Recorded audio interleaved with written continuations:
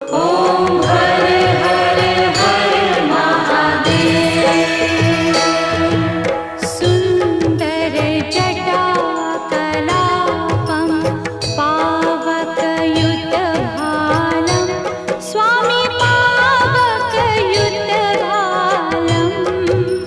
डमरुत्रिशूलपिनाकं डमरुत्रिशूलपिनाकं करधृतनृकपालं ॐ हर हर हर महादेव। मुण्डे रचयति माला